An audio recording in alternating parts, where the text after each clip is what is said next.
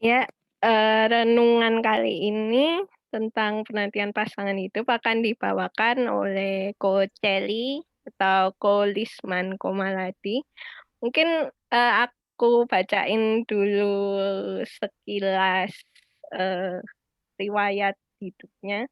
Mungkin teman-teman mungkin teman-teman yang 2016 masih ingat Ko Celly ini ngisi RTG Married or Single ya, tahun lalu, iya.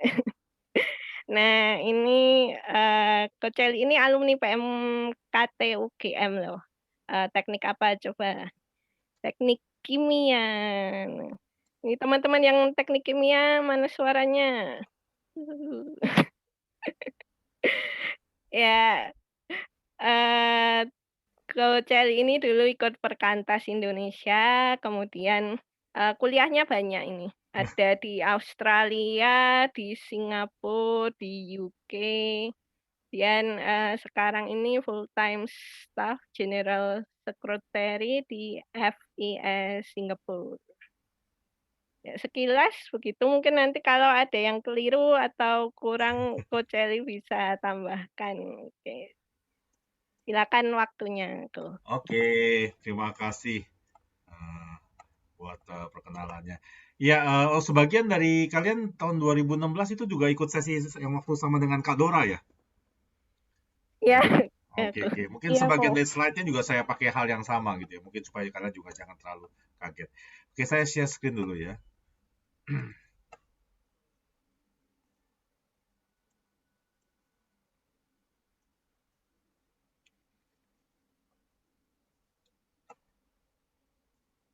Oke, ya, selamat malam teman-teman semua. Saya tahu sebagian daripada kalian mungkin baru pulang kerja, mungkin capek, ada yang sebagian baru selesai makan malam gitu ya, atau belum makan malam, ada yang kelaparan ataupun yang sudah kekenyangan. Ya, saya berjanji tidak akan lama, kita akan cuma paling 20 sampai 30 menit. Setelah itu nanti kita akan lebih banyak tanya jawab karena mungkin masalah penantian pasangan hidup, prinsip-prinsipnya teman-teman mungkin sudah tahu gitu. Ini sudah kesekian kalinya gitu ya kita mendengarkan tentang hal ini. Mungkin dalam hati kalian, saya tidak tahu. Saya awalnya tadi mau mau tanya gitu, mau survei siapa yang masih jomblo, siapa yang sudah punya pasangan gitu. Tapi saya takut nanti menimbulkan kecemburuan sosial. Ya sudahlah, saya nggak usah tanya lah. Tahu kalian pasti punya kebutuhannya masing-masing. Ya mungkin dalam pikiran dan benak kalian, sudahlah jangan terlalu banyak teori lagi. Tunjukkan sekarang caranya gimana. Atau tunjukkan sekarang siapa kekasih hidup saya gitu ya. Saya jadi teringat dengan lagu lama gitu ya. Saya nggak tahu teman-teman masih tahu yang namanya Iwan Fals nggak? Tahu. Tahu Oh kok. ya, masih tahu ya. Dia dulu zaman dulu sebelum yang terakhir-terakhir dia awal-awal sekali dia ada punya satu lagu yang dalam kaitan dengan ini. Kalian tahu nggak lagunya? Ku menanti seorang kekasih. Ada yang tahu? Tahu. Tahu ya? Tahu. Wow, kita bisa sama-sama bernyanyi nih gini ya. Ku menanti seorang kekasih ya. Yang terutama ku menanti seorang kekasih yang tercantik yang datang di hari ini. Anyways, dia akan nyanyi gitu ya. Tapi seolah-olah ini menjadi pergumulan kita gitu ya. Sebagian daripada kita wajar. Ya, apalagi sekarang kalian saya assume kalau misalnya angkatan 2011, mungkin kalian sekarang usianya sekitar antara 23 sampai 30 kali ya. Ya, mungkin sekitar itu. Suatu masa periode yang memang wajar gitu ya untuk sebagai menanti atau mau mempersiapkan diri mendapatkan teman hidup sampai eh, sampai ya dalam usia-usia seperti ini. Nah, permasalahannya adalah sekarang bagaimana kalau sampai sekarang tuh belum gitu ya. Nah, saya akan coba mulai dengan beberapa frase yang sering kita dengar gitu ya. Yang sering kali sebenarnya kadang-kadang saya nggak takut kok gitu ya soal masih single atau masih jomblo gitu ya. Tapi kadang-kadang frase-frase ini pembicaraan-pembicaraan ini muncul terus-menerus dalam kehidupan kita sehingga membuat kadang-kadang kita jadi khawatir atau jadi pusing sendiri gitu atau jadi frustasi. Ya pertama misalnya ini ya, berapa lama lagi Tuhan? Yang lain udah kenapa aku belum gitu ya. Saya nggak tahu apakah ini ada pernah di dalam doa kalian. Satu persatu teman angkatan kalian jadian. Gitu ya. Satu persatu teman angkatan kalian mungkin ada yang mulai menikah, ada yang sudah punya anak gitu. Ya. Tapi kenapa saya belum? Berapa lama lagi Tuhan? Seringkali jomblo atau melajang itu menjadi lelucon ataupun menjadi fear, jadi memberikan rasa takut gitu ya. Nah, hari ini saya mau coba memberikan perspektif kepada teman-teman, bukan untuk discourage marriage ya, bukan supaya kalian nggak usah menikah, enggak, tetapi untuk lebih kepada menjelaskan atau debunk mitos-mitos daripada yang namanya melajang atau singleness gitu. Memang jumlah single seluruh dunia semakin meningkat. Atau jumlah orang-orang yang menikah itu usia pernikahan semakin terlambat gitu ya. Masa penantian mau nggak mau jadi masih makin lama gitu. Nah, sekarang kita bagian yang kedua nanti yang saya akan coba bawakan, bagaimana kita mengisi masa penantian ini supaya jangan sampai kita karena seolah-olah begitu pengen sekali untuk menikah sehingga kita tidak melakukan apa-apa ketika kita menantikan itu datang ya. Oke, sebelum kita lanjutkan kita berdoa dulu sekali lagi. Allah Bapa di surga, kami berdoa, kami mohon agar apa yang kami pelajari hari ini bukan hanya sekedar teori, tetapi suatu perspektif yang membantu memimpin kami untuk menjalankannya dalam kehidupan kami. Terutama kami yang mungkin masih menanti seorang kekasih ataupun mempersiapkan diri memasuki jenjang pernikahan. Kiranya Tuhan pimpin kami, mampukan kami untuk menjadikan hidup kami berguna dan memuliakan Tuhan. Dalam nama Tuhan Yesus kami berdoa. Amin. Iya. Ini frase pertama, satu kalimat yang sering kali dibahas gitu ya. Tapi mungkin juga ada frase ini kan karena ketakutan apa ya. Yang frase berikutnya misalnya, kapan kamu nikah gitu ya. Karena melajang itu mau nggak mau menjadi seperti tekanan social pressure gitu ya. Sekarang kalau dulu waktu kuliah setiap kali mau pulang ke kampung halaman ya itu entah di mana gitu ya, entah di Solo atau entah di Surabaya waktu di UGM atau di luar Jawa gitu, di Sumatera, di Kalimantan, selalu kayaknya kita pengen pulang ketemu orang tua. Tapi lama-lama sekarang kalau kita mau pulang gitu ya, ada sebagian teman-temannya jadi pulang waktu Sintia atau pulang tahun baru, pulang waktu Natal, wah ditanyain orang tua, belum ditanyain oleh tante, oleh abang situ lah, paman itu, tulang sini dan sebagainya, kapan kamu nikah? Sehingga masa penantian itu bukan menjadi masa yang menyenangkan, karena masa penantian itu menjadi masa di mana kita harus menjawab orang-orang yang tanyain kita kapan kamu nikah. Atau mungkin apakah kita melihat masa penantian seperti ini ya, timbul ketakutan. Umur 1 sampai 30 tahun jodoh di tangan Tuhan, umur 30 tahun ke atas Tuhan lepas tangan. Apakah single itu seperti seolah-olah plan B in life. Jadi melajang itu menjadi suatu periode yang ya kalau udah nggak dapet gimana ya sudahlah mau nggak mau gitu ya, suatu plan B gitu ya. Apakah memang demikian gitu ya? Saya pikir tidak gitu ya. Kita punya bayangan atau gambaran tentang melajang yang lebih baik daripada sekedar ini. Ataupun yang terakhir gitu ya, seringkali how are you still single? Kenapa kamu masih single gitu ya? I don't know, I'm incapable of love and have bad hair. Ya, sekedar lelucon gitu ya. Atau seringkali kita membayangkan atau punya pemikiran bahwa orang-orang single itu adalah orang-orang sulit gitu ya. Orang-orang yang nggak punya pacar atau orang-orang yang tidak mendapatkan pasangan itu adalah orang-orang yang problematik gitu ya. Padahal tidak tentu demikian gitu ya. Kita memang dalam kemahaberdaulatan dan kemahatauan Tuhan kita tidak pernah tahu secara pasti kapan Tuhan izinkan memberikan kita teman hidup atau mungkinkah apakah Tuhan mengizinkan kita untuk single dalam sementara waktu ataupun selama dalam kita hidup kita. Ya itu suatu hal yang kita harus discern, menantikan, membedakan apakah benar demikian. Ya, jadi yang akan saya coba lakukan, kita coba lihat satu bagian dari kita tentang bahwa bagian Alkitab itu mencoba dibang gitu ya, mitos daripada tentang melajang gitu. Dan kemudian baru kita lihat apa yang bisa kita lakukan dalam waktu periode melajang gitu ya. Nah, kita mungkin bisa lihat dari 1 Korintus 7 ayat 1 gitu ya. Kita akan ambil beberapa bagian dari kitab 1 Korintus pasal 7. Nah, ini 1 Korintus 7 ayat 1 gitu. Bahasa Indonesianya kalau kalian baca itu mungkin akan menyeramkan gitu ya. Dan sekarang tentang hal-hal yang kamu tuliskan kepadaku, adalah baik bagi laki-laki kalau ia tidak kawin. Gimana? Kalau kalian tahu baca ayat ini dalam bahasa Indonesianya itu mengerikan nggak? Ini apa?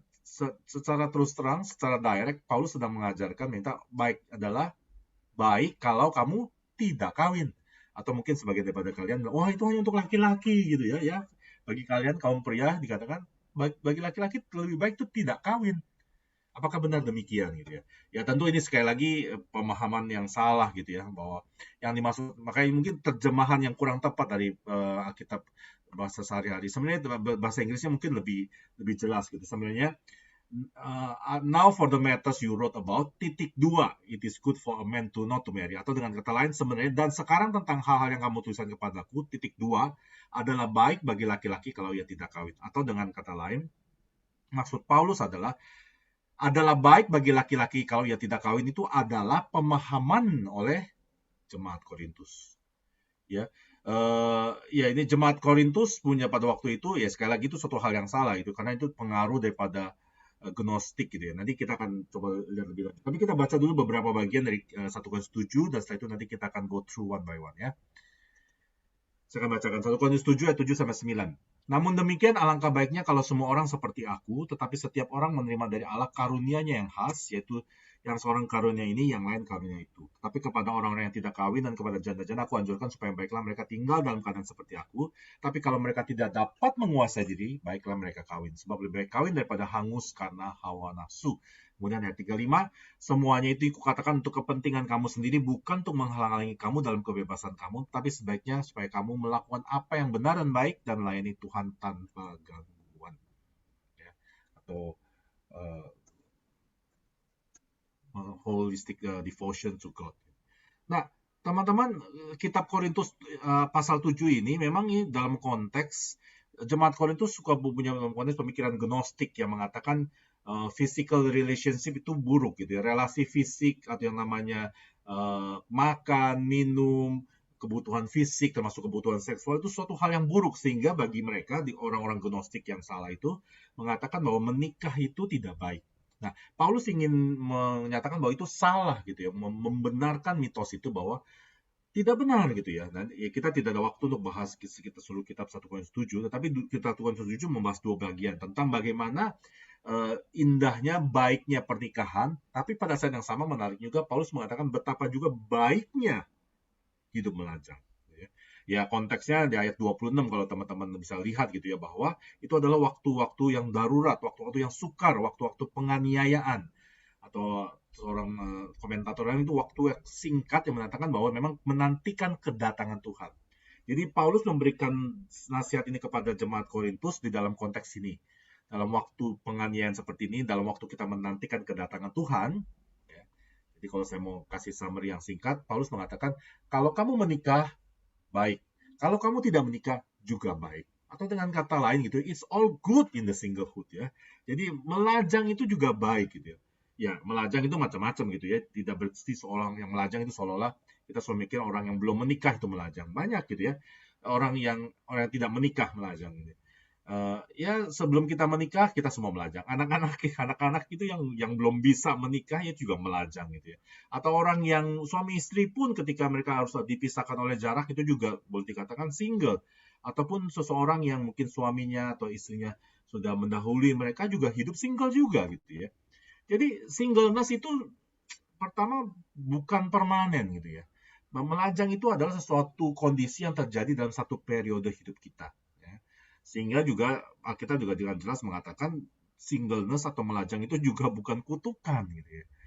Nah, nanti kita akan lihat secara detail ayat-ayatnya bahwa melajang itu adalah juga bagian daripada panggilan dan karunia Tuhan, bukan kutukan, dan juga bukan penyakit menular gitu ya. Jadi singleness itu bukan COVID gitu ya. Dulu ada orang yang bercanda, jangan banyak bergaul dengan orang-orang single gitu ya. Nanti kamu ketepak gitu ya. Kamu tertular singleness-nya gitu ya. Jangan kamu harus bergaul dengan orang-orang yang sudah menikah sehingga kamu tertular bisa segera menikah gitu ya. Ya tidak gitu ya. Melajang itu bukan penyakit menular gitu ya. Nah, ada 3 poin yang saya mau bagikan tentang singleness. 3 sih yang dalam kaitan juga nanti menantikan masa penantian juga sama. Pertama adalah singleness is not a lesser calling. Singleness itu melajang itu bukan panggilan yang lebih rendah daripada pernikahan. Ayat 7 kalau teman-teman tadi lihat. Tetapi setiap orang menerima dari Allah karunia-Nya yang khas. Jadi setiap orang punya panggilan, punya karunia-Nya, punya panggilannya masing-masing. Ya. Jadi kalau melajang itu adalah bagian dari panggilan atau pimpinan atau karunia yang Tuhan berikan kepada dia, itu suatu hal yang baik juga. Karena itu memang Tuhan yang menyediakan. C.S. Lewis itu, kalau teman-teman tahu C.S. Lewis itu melajang sampai umur 56 tahun gitu ya. Nah, 56 tahun kemudian dia bertemu dengan wanita yang dia cintai, kemudian dia menikah gitu ya.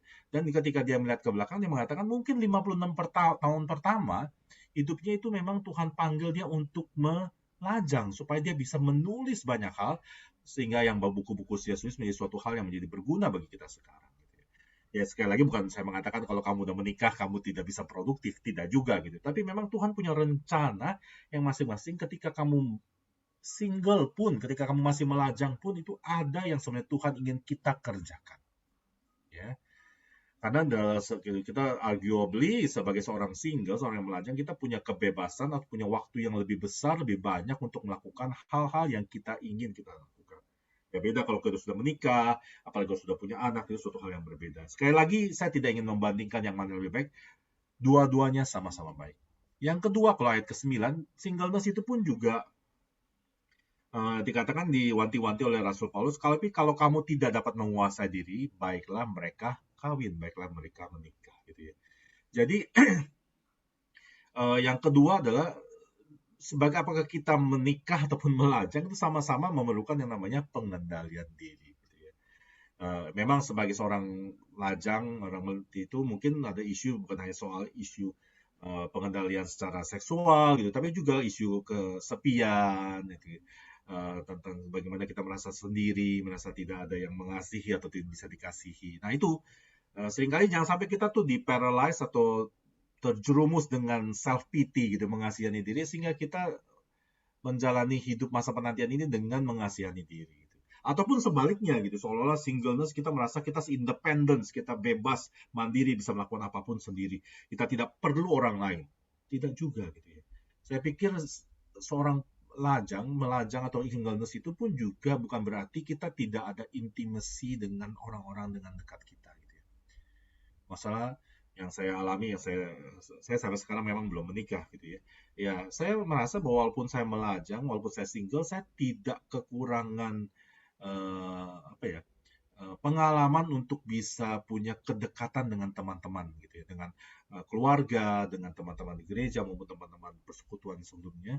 Karena memang komunitas itu bukan hanya ditujukan pada orang menikah saja, tapi orang-orang single, orang yang melajang pun juga perlu komunitas. Dan yang terakhir kalau kita lihat ayat 35 gitu ya, bahwa Paulus mengatakan bukan untuk menghalang-halangi kamu dalam kebebasan kamu gitu ya. Nah, being single itu juga suatu pilihan gitu ya. Bukan hanya sekedar seringkali mitos yang digembar-gemborkan, oh orang single itu orang sulit, orang yang memang tidak bisa menikah, yang tidak punya pilihan lain karena memang Tuhan sudah tetapkan orangnya seperti itu. It's God's will that I'm single and nothing I can do gitu ya. Sudah takdir gitu ya, atau orang single itu ada orang yang sulit gitu ya, ataupun seringkali kita orang itu nggak bisa move on gitu ya, terus menerus melajang gitu ya, atau mungkin karena pengaruh sakit hati masa lalu ataupun kepahitan. Tidak gitu ya. Alkitab mengatakan bahwa melajang itu pun juga bisa menjadi suatu pilihan. Ya, pilihannya kenapa? Ya seperti tadi yang bagian yang pertama, pilihan untuk menjalankan panggilan Tuhan yang dia percayakan pada dia. Pilihan untuk juga terlibat dan serve the community yang Tuhan percayakan pada dia. Karena apa? Baik single pun maupun married, baik melajang maupun menikah, dua-duanya bisa jadi idol bagi kita. Ada orang-orang tertentu yang sangat mendewakan, aduh kapan saya menikah, saya harus menikah, seolah jadi desperate gitu ya. Saya nggak tahu kalau seandainya yang belum dapat pasangannya cowok gitu ya, semua cewek yang dia lihat semuanya ditembak gitu, semuanya dideketin gitu. Seolah-olah itu seperti ketakutan tidak menikah. ataupun single juga bisa jadi idol gitu ya. Jadi saya dikatakan menikah bisa jadi berhala, melajang pun bisa jadi berhala, karena seringkali kita mikir, udah saya tidak mau lagi menikah lah, bikin repot, bikin susah, bikin membuat hidup itu jadi tidak bebas. Saya dengan single, independen, punya keuangan sendiri, bisa mengatur sendiri, bisa happy sendiri, bisa travel sendiri. Enggak juga gitu ya. Jadi kalaupun kita pada akhirnya tetap melajang, kita mengatakan jangan karena kita mendewakan melajang itu. Atau jangan karena kita sakit hati, atau karena kita ingin mendewakan hidup yang bebas, yang independen. So, bottom line-nya adalah apa? Bottom line-nya adalah no two-tier system gitu ya. Equally good, artinya baik melajang maupun menikah, dua-duanya baik di hadapan Tuhan. Karena dua-duanya itu Tuhan punya rencana, punya panggilan bagi mereka. Entah itu mereka single, entah itu mereka menikah. Nah, prinsip ini penting gitu ya. Sebelum nanti saya akan bagian terakhir itu memikirkan dalam masa-masa penantian ini apa yang harus kita lakukan. Nah, dalam pertama-tama yaitu kita harus punya perspektif yang benar.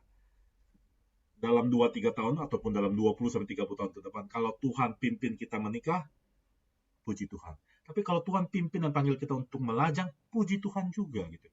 Yang paling penting adalah bagaimana hidup kita, entah itu melajang maupun menikah, kita lakukan untuk kemuliaan Tuhan. Yang seperti tadi dikatakan ayat terakhir gitu ya. Yang paling penting baik ketika kita single ataupun melihat kita atau menikah, kita hidup dalam undivided devotion to the Lord.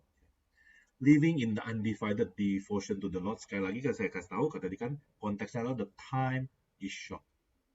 Hidup kita singkat, ya, kita paling 70-80 tahun. Ya. Kita juga tidak tahu apakah Tuhan Yesus akan datang kembali dengan segera. Hidup kita singkat. Jadi daripada kita memusingkan diri atau kita menjadi mengasihani diri ataupun kita jadi menarik diri dari lingkungan atau kita jadi tidak mau berbuat apa-apa, kita hanya fokus pada diri kita sendiri. Ingat, baik menikah maupun melajang, bagaimana kita bisa hidup dalam undivided devotion to the Lord. Lalu apa yang kita bisa lakukan dalam masa penantian ini? 3 hal yang sama seperti tadi saya jelaskan tentang singleness, tentang calling, control, and choice. Pertama adalah calling. Di masa-masa penantian ini ketika kita masih belum menikah, entah yang memang belum punya pacar gitu ya, atau mungkin memang sudah punya pacar tapi mungkin masih merencanakan 3-4 tahun lagi baru menikah gitu ya. Ingat, ini adalah masa-masa di mana kalau kita masih melajang ataupun kita sudah punya pacar untuk menggumulkan apa yang sebenarnya menjadi lebih jelas apa panggilan Tuhan bagi hidup kita. Ya, tentu ini sudah dibahas gitu ya di dalam masa mahasiswa. Nah, sekarang ketika kalian jadi alumni adalah masa-masa implementasi, eksekusi. Ya, saya selalu katakan kepada teman-teman alumni gitu ya, God does not call you to do everything, but you must do everything that God calls you to do. Ya, Allah tidak memanggil kita untuk melakukan segala hal dalam dunia ini, tidak. Tapi kita harus melakukan segala hal yang Tuhan panggil kita lakukan. Jadi kuncinya adalah bagaimana kita menggumulkan apa yang Tuhan panggil. Ya, tentu tahu dari mana apa yang Tuhan panggil, yaitu kita bisa lihat dari kapasitas kita, dari passion kita, dari kesenangan ataupun hobi kita, ataupun juga dari circumstances bagaimana kita selama ini besar gitu ya. Itu penting. Karena ketika kita menggumulkan panggilan hidup kita, itu juga menjadi periode kita periode ini menjadi periode untuk menjadi pengembangan diri gitu ya, self development. Periode di mana kita bisa mengenal diri kita juga bisa mengembangkan hal-hal yang baik dalam yang kita bisa kita kerjakan. Misalkan ya, kalau Tuhan panggil kita menjadi data scientist, saya nggak tahu apakah yang menjadi data scientist, ya kita belajar tentang data science lebih banyak gitu ya.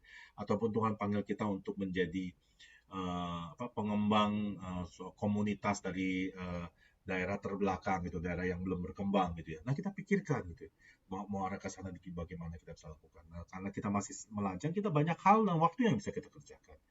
Jadi periode di mana kita mengumpulkan panggilan Tuhan ini juga di mana kita bisa menjalin persahabatan dalam suatu komunitas, ataupun juga kita terlibat di dalam pelayanan di gereja maupun di PAKT, ataupun juga for social cause gitu ya. Banyak sekali di Indonesia hal yang bisa kita kerjakan untuk orang-orang yang mungkin lebih kurang beruntung dari kita. Nah, itu semua adalah panggilan Tuhan yang ada di depan kita. Nah, seringkali kita tuh suka dibutakan atau suka disibukkan oleh pemikiran-pemikiran atau ketakutan-ketakutan, kok saya tidak menikah, kok saya tidak dapat pasangan, kok saya dapat pacar, sehingga kita lupa bahwa hidup kita yang paling penting adalah memuliakan Tuhan dan memenuhi panggilan. Jadi waktu Tuhan Yesus, Yohanes 4 ketika ditanya sama murid-muridnya, kami bawa makanan, Tuhan Yesus bilang, ada padaku makanan yang tidak kamu kenal. Apa makanan itu? Makanan itu melakukan kehendak Bapa dan menyelesaikan apa yang dia kerjaan minta kepada aku kerjakan. Itulah makanan kita. Itulah panggilan kita. Yang kedua adalah self-control.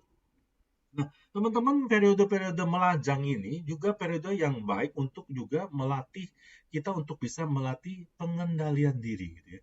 Ini prinsip penting gitu ya. What you cannot control while you are still single, you cannot control it after you get married as well. Jadi apa yang kadang-kadang kita tidak bisa kendalikan ketika kita masih melajang, jangan harap, jangan pikir hal itu bisa kita kendalikan ketika kita sudah menikah. Contoh yang paling nyata itu soal misalnya tentang seksualitas gitu ya. Kalau kita tidak bisa mengendalikan nafsu dan seksualitas kita ketika kita sendiri atau melajang, jangan pikir ketika kalian menikah gitu ya, ketika kalian mungkin sudah dapat kesempatan untuk bisa melakukan apa yang sesuai dalam konteks pernikahan, hal seksual dalam pernikahan, jangan pikir itu bisa dengan sendirinya seksualitas itu gampang dikendalikan setelah menikah. Tidak gitu ya. Ya, tapi masa-masa penantian ini adalah masa di mana kita belajar untuk hidup kudus, hidup dalam pengendalian diri. Bukan hanya soal seks saja gitu ya, mungkin soal pengeluaran, soal uang gitu ya. Kalau kita sendiri ketika kita melajang kita tidak bisa mengendalikan bagaimana pengaturan keuangan kita, jangan pikir kalau nanti kita sudah berkeluarga itu bisa kita lakukan. Belajarlah dari sekarang. Terutama juga mungkin dalam hal pengendalian emosi gitu ya, kemarahan gitu ya. Seringkali kita tidak bisa mengontrol kemarahan kita ya. Teman-teman, ketika kita nggak bisa mengontrol emosi waktu kita melajang, sama waktu kita berkeluarga, waktu kita punya sudah punya anak ataupun punya suami dan istri, malah tantangan itu lebih besar lagi. Nah, masa-masa penantian ini adalah masa-masa di mana kita belajar untuk self control. Ya, masalah self control ini dalam kaitannya juga berkaitan dengan yang namanya belajar untuk to be content, mencukupkan diri dengan segala hal. Seringkali kita nyanyi lagu itu, Christ is enough for me, Christ is enough for me. Kadang-kadang saya suka berpikir gitu ya, itu kita omong kosong, sungguh-sungguh kah, atau ada bohong gitu. Bener nggak Kristus itu cukup bagiku? Atau ya Kristus itu cukup, tapi kalau ada si A mau sama saya, si B mau sama saya. Kalau ada saya bisa menikah, saya punya anak, baru Kristus itu cukup. Tapi benar nggak Kristus itu cukup bagi kita? Dan yang terakhir, dalam masa-masa penantian, kita belajar untuk melatih bagaimana untuk mengambil keputusan dengan benar. Choices gitu ya. Ini Rob Hill ini memang bukan orang Kristen, tapi saya kutip quote-nya dia lumayan baik gitu ya. We are all just one choice away from a completely different life. Karena satu keputusan yang salah akan membuat hidup kita berbeda 180 derajat. Be careful with who you allow in your heart. Hati-hati siapa yang kamu izinkan di dalam hatimu. Be selective with what you give your time to.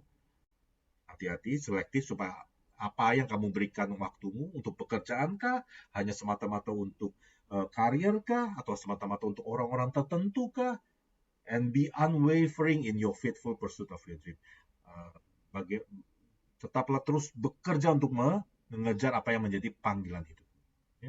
Nah, teman-teman, masa-masa penantian ini adalah masa-masa kita belajar untuk make the right choice, mengambil keputusan yang tepat. Karena keputusan yang tepat yang kita ambil sebelum kita menikah itu akan menolong kita memudahkan untuk memasuki jenjang pernikahan, terutama di mana kita bekerja. Apakah kita bekerja itu sesuai dengan panggilan Tuhan? Gereja di mana kita mau bertumbuh dan beribadah, ataupun what to study, apa yang mau kita pelajari dan sebagainya. Nah, kita harus belajar untuk melatih diri mengambil keputusan-keputusan dengan tepat. Sehingga ketika suatu saat memang kalau Tuhan panggil kita untuk menikah, kita bisa dengan bijak. Ataupun kalau tidak menikah, kita juga bisa lebih bijak dalam hidup kita ke depan. Ya tentu dalam masa penantian ini juga suatu hal yang wajar gitu ya. Jangan kita bisa belajar mengambil keputusan, make a right choice gitu, mengambil keputusan yang benar, mengambil pilihan yang benar, terutama dengan orang-orang yang mungkin ada PDKT sama kita, atau kita ingin PDKT sama seseorang. Consider your options gitu ya. Do not rush. Jangan terburu-buru karena aduh, usia saya sudah 28. Jadi siapapun yang cowok yang datang kepada saya itu saya terima sajalah. Hati-hati ya. Setiap keputusan pasti ada konsekuensinya. Dan ada keputusan-keputusan tertentu konsekuensinya itu lebih besar ke depannya. Ya. Oke. Saya sudahi sharing saya. Basically dalam masa penantian ini 3 hal tadi: calling, control, and choices. Oke, saya kembalikan waktu kepada MC kalau misalnya mau tanya jawab. Nanti sebelum itu nanti saya akan tutup setelah. Oke, baik. Terima kasih, Coach Celi. Mungkin dari teman-teman ada pertanyaan. Mungkin bisa langsung open mic atau ditulis di chat. Atau chat personal juga boleh kalau malu-malu. Mungkin pasangannya ada di ibadah ini juga, terus nggak mau ketahuan tanya. Silakan.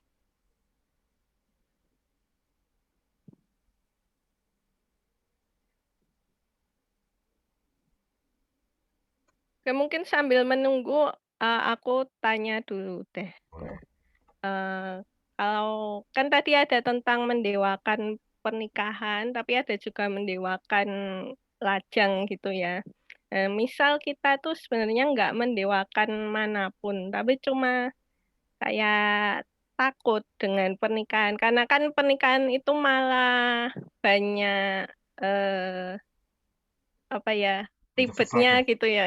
Banyak ekonomi, punya anak dan sebagainya. Nah, jadi kayak nikah takut, lajang juga bukan karena emang lajang dan kayak nggak menanti juga. Nah, itu gimana? Bagaimana harus bersikap ya? Iya, iya. Iya, jadi juga itu satu hal yang salah juga, tidak mau menikah karena takut itu pun juga bukan suatu hal yang benar. Karena memang kalau saya mau ngomong tentang pernikahan ya, firman Tuhan juga katakan menikah itu pun juga dikatakan perintah gitu ya. Ya Kejadian 2 ayat 18 gitu ya. Itu juga suatu perintah. Itu kalau misalnya tidak menikah karena takut atau tidak menikah itu pun jadi ketidaktaatan juga gitu ya. Ya, iya, memang ini kenyataan sekarang ya. Jadi saya banyak baca statistik gitu ya. Memang orang-orang menikah semakin semakin lambat gitu ya. Sekarang di Singapura aja rata-rata cowok itu 32 rata-rata tuh. Cewek itu 29 di Singapura ya. Saya nggak tahu kalau di Indonesia gitu ya. Apalagi pertimbangan yang dipikirkan adalah pertimbangan ekonomi, pertimbangan di kenyamanan, pertimbangan ketidakbebasan, atau pertimbangan nanti. Ya itu yang harus di overcome pertama-tama kali ya. Kadang-kadang mungkin ya Tuhan tidak atau belum izinkan kita memiliki pasangan hidup sekarang karena mungkin Tuhan tahu ada hal yang belum beres dalam hidup kita yang harus kita settle. Nah, kalau kamu tahu memang ketakutan ini menjadi suatu hal yang ketakutan menikah itu suatu hal yang memang yang kita tahu itu suatu yang tidak benar tapi kita punya ya diadres, dihadapi dan dipertanyakan kenapa sih kita takut? Apakah kita tidak percaya Tuhan pimpin?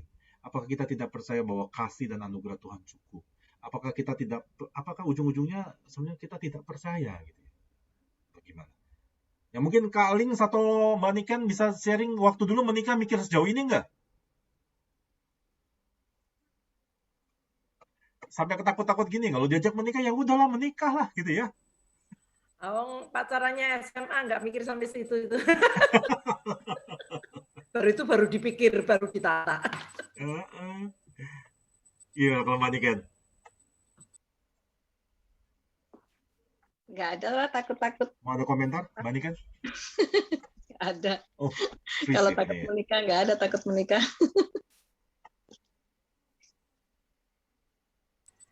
Kan nikah agak muda itu, belum selesai kuliah dia sudah nikah itu rada nekat itu. Ya, kalau itu dulu emang direncanakan, sudah direncanakan jauh-jauh akan menikah di usia segitu gitu.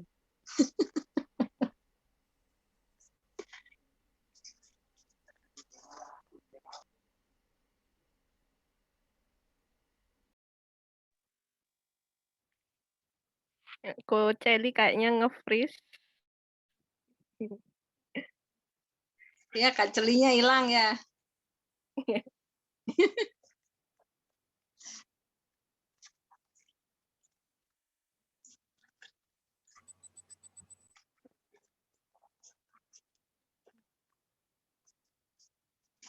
Jadi gimana ini? Tanya kali nanti diulangi lagi, Chris.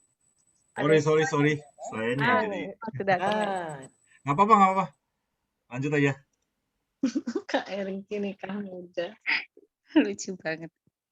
Berani semua ini kok. Oh, berani semua ya udah. Kakak-kakak Kalau staffnya. orang-orang dulu bisa berani dengan kondisi yang lebih kasarnya lebih apa ya, tidak mencukupi gitu ya. Sekarang kalian sudah punya S1, sudah punya kerjaan, tabungan udah ratusan juta kasarnya gitu ya. Udah punya rumah, apalagi yang kalian takutkan sebenarnya gitu kan. Kadang-kadang kita tuh jadi ini loh, manusia kita zaman sekarang itu semakin kita punya banyak hal, semakin kita tidak percaya. Jadi ujung-ujungnya mungkin isunya adalah masalah tidak Tuhan itu kadang-kadang tidak real jadinya. Tuhan itu hanya dalam tataran pemikiran atau konsep kita, tapi Tuhan itu tidak real gitu. Atau ya itu karena kamu belum menemukan cinta gitu ya. Sampai cinta itu menemukan kamu, semua takut itu lupa. Itu kan kalau 1 Yohanes 4 ayat 18 gitu ya. Kasih yang sempurna itu melenyapkan segala ketakutan.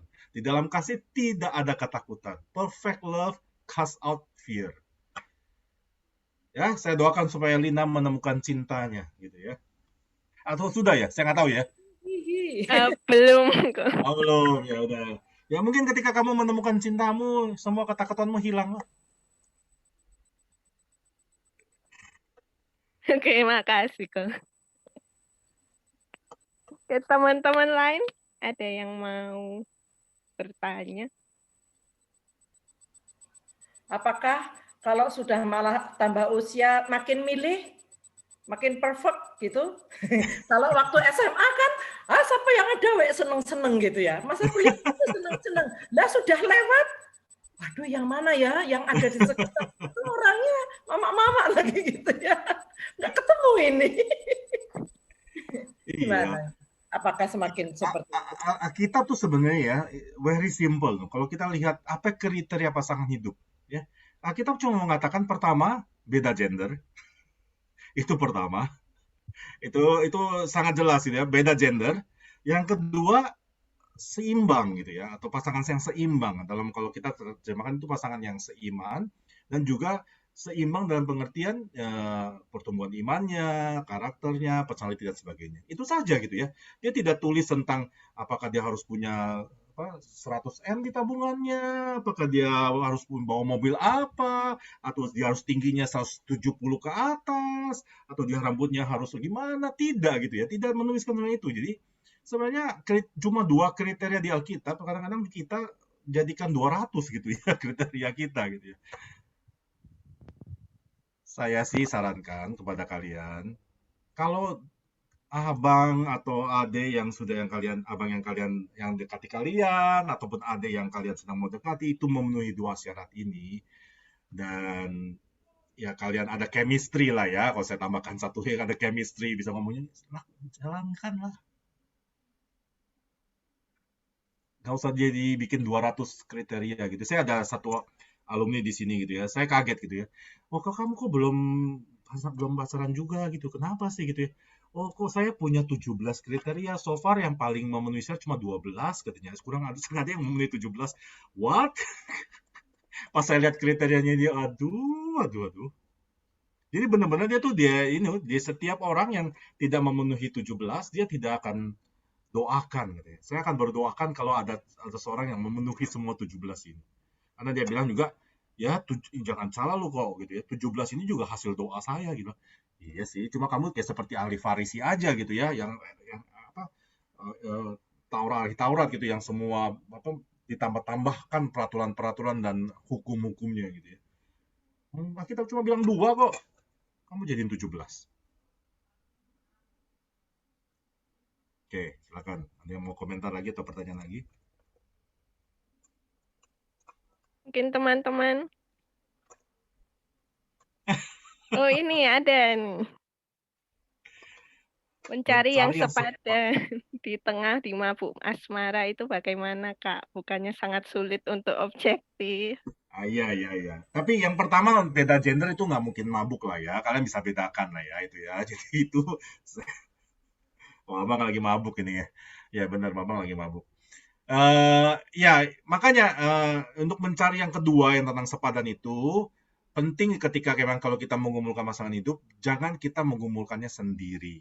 Ya, itu penting juga. Pertama kita harus berdoa, berdoa kepada Tuhan, tapi juga kita mencoba sharing setidaknya sama 2 atau 3 orang teman dekat kita yang berani ngomong apa adanya. Jadi jangan pilih orang-orang yang selama ini jawab iya aja gitu ya. Pilih orang, malah kadang-kadang saya sarankan kalau kalian mau mengumpulkan teman, pilih orang yang biasanya selama ini tuh itu ngomong bisa dengan tegas, bisa ngomong apa adanya. Nah, berdoa bersama-sama mereka. Nah, teman-teman itu akan memberikan masukan gitu ya. Apakah memang pas atau apa memang ini waktunya, terus bagaimana caranya memberikan kita apa ya? Kebijaksanaan lah supaya kita jangan terlalu cepat bucin gitu loh. Aduh, zaman sekarang kan bucin itu wah, COVID juga dilupakan, ketakutan akan COVID gitu ya, bawa bubble tea ke rumahnya gitu ya. Naik bus. Ya ini ada satu juga. Di Singapura sih nggak ada COVID sih ya. Cuma dia itu jauh-jauh dari barat ke timur hanya untuk membawakan bubble tea buat sang tersayang gitu ya. Pakai GoFood aja cukup gitu loh, nggak usah pakai bubble tea diantar-antar. Anyway, ya memang hati-hati dengan mabuk, hati-hati dengan bucin ya, buta mabuk cinta segala macam. Ya itu makanya perlu teman untuk bisa saling sharing. KTB alumni masih ada. Nah, itu juga bisa coba di-sharekan dengan KTB alumni gitu ya. Ya ini Kaling sama Mbak Niken juga ini kan memberikan jasa matchmaking gratis juga gitu ya. Tenang aja itu. Jalan buntu mereka. Kalau ngomong sama Kaling sama Mbak Niken jalan buntu gitu ya. Tidak akan ada yang tahu gitu. Tiba-tiba ceweknya tahu aja, ceweknya bukan tahu, ceweknya aja berespon aja gitu misalnya gitu ya. Tuh, mereka sudah setuju. Jadi kalau kalian mau mencari supaya melihat apakah ini sepadan atau tidak ya, kontaklah Kaling, Mbak Niken. Ada ini juga, ada staff Elsa lagi. Ada Kak Hengki, Kak Hengki ya, Kak Hengki juga boleh gitu ya. Kak Anto, Kak Anto juga ada di sini, saya nggak lihat. Ada ya? nggak ada. Nggak ada, Nggak nggak ada ada. ya. Ngomonglah dengan staff. Saya mau kasih share di India, UASI ya, jadi FES-nya India ya. Itu menarik gitu. Salah satu tugas tanggung jawab pada staff adalah menjodohkan mahasiswanya. Jadi di India kan memang masih ada budaya ini kan ya, matchmaking ya. Secara mereka di Hindu, tapi juga sedikit menular ke persekutuan Kristen. Jadi tapi di sana ada sedikit ininya lah. Cuma oke lah bisa. Jadi staff itu bertanggung jawab. Jadi kalau misalnya mahasiswanya sudah tingkat 3, tingkat 4 bertanggung jawab untuk menjodoh-jodohkan mereka. Dan di sana ada semacam rule tidak tertulis bahwa mahasiswanya itu harus taat kalau sudah dijodohkan. Iya, jadi tapi ya to certain extent ya sampai sekarang ya kan ini sudah berlangsung sama 30 tahun itu. Saya dengar dari beberapa alumni gitu ya, mereka tuh ngaku semua, mereka tuh dulu dijodohin sama staff mereka. Dan sampai sekarang mereka hidup berbahagia loh. Nah, saya tanya teman-teman, kalian lebih pilih mana kalau harus memilih? Menikahi orang yang kalian cintai atau mencintai orang yang kalian nikahi? Ya kalau bisa dua-duanya ya. Hollywood kan menikahi orang yang kita cintai dan kemudian kita cintai orang yang kita nikahi gitu ya. Tapi kalau bisa nggak kalau saya tanya, bisa nggak kalian belajar mencintai orang yang kalian nikahi? Bisa. Nah itu yang terjadi dengan matchmaking ya. Ya sekali lagi nggak tahu ya, bisa mungkin dijadikan program staff gitu ya, buat mereka yang belum terlambat masih mahasiswa gitu ya. Oke, ada lagi? Ada lagi nih, Kak, dari Yohanes Mulatua. Kapan tahunnya sudah siap, Kak, antara 2 pilihan itu? Ataukah memang tidak ada yang benar-benar siap seperti kata orang? 2 pilihan tuh apa ya maksudnya? Oh, menikah atau melajang gitu ya? Kayaknya gitu. Iya, maksudnya sudah siap menikah gitu kan maksudnya atau sudah siap melajang. Sudah siap melajang ya kamu lanjutkan saja gitu. Oke. Maksudnya siap menikah, saya sih pikir ya secara usia pertama gitu ya. Mungkin sekarang secara ini kalau kalian udah 23, 24 ke atas itu udah siap lah untuk memikirkan teman hidup dan kemudian mulai menikah gitu ya. Nah, kalau di Indonesia mungkin bisa lebih mudah lagi gitu. sahur. Buka puasa. Ya, atau yang kedua juga, saya pikir salah satu yang kriteria bahwa menunjukkan bahwa kita siap untuk mencari pasangan hidup ataupun menerima orang untuk kita consider sebagai pasangan hidup adalah kalau kita bisa belajar mengambil itu jadi keputusan secara independen gitu ya. Jadi ada beberapa cowok gitu yang di Singapura ya suka konsultasi sama saya gitu ya. Ya ini kadang-kadang kenyataannya udah umur 25 gitu ya. Tapi untuk beli baju atau tidak beli baju masih tergantung kata mamanya gitu ya. Saya pikir, nah kalau kamu beli baju atau aja beli baju yang mana gitu ya masih tergantung mamamu bilang apa gitu. Gimana kamu punya istri, gimana kamu punya pasangan itu? Saya pikir kamu kayaknya belum siap gitu. Walaupun mungkin dia hafal ayat gitu ya. Walaupun dia mungkin, ya saya bukan berarti menghalangi dia ya. Tapi saya pikir kamu siap nggak kamu menjalani keluarga, memimpin keluarga? Nah itu salah satu hal praktis ya yang saya katakan. Kalau kita tidak bisa mature secara dewasa mengambil keputusan dan own gitu ya dan memiliki atau mengambil tanggung jawab dari apa yang kita ambil keputusan, itu mungkin salah satunya kita tuh belum siap. Nah, kalau kita udah punya pacar, dan kalau ditanya kapan kita siap menikah gitu ya, atau kapan kita tahu yakin bahwa she is the one atau he is the one gitu ya. Ya sekali lagi itu ya, itu budaya Hollywood, film Hollywood mempengaruhi kita gitu ya. Ya kalau kita orang teknik ya, kalau kita mau pakai mau pakai persentase 70%, 60-70% yakin udahlah jalani aja lah. Ya. Nggak ada yang namanya 100% yakin ya nggak? Benar nggak Kaling? Benar nggak Maniken? Atau benar nggak ini Kak Hengki? Ya. Oke, semoga saya menjawab. Ya, makasih Kak. Terus ada lagi nih. Saya pernah ketemu salah satu alumni yang ingin menikah tapi tak ingin punya anak. Apa respon Kakak dengan sikap seperti ini? Ya, ini memang di dalam dunia teologi pun juga ada banyak perbedaan pendapat gitu ya. Ada yang mengatakan kejadian 1 ayat 26 itu sebagai kejadian beranak cucu lah, itu sebagai literal bahwa memang ya kalau kita menikah harus punya anak, dan itu memang teologi Katolik, teologi Protestan awal-awal juga mengatakan demikian. Tidak ada yang namanya, bahkan KB pun juga nggak boleh kalau orang Katolik ya. Keluarga berencana nggak boleh. Kalau Tuhan kasih anak, kita harus siap sedia melahirkan sebanyak anak sebanyak mungkin.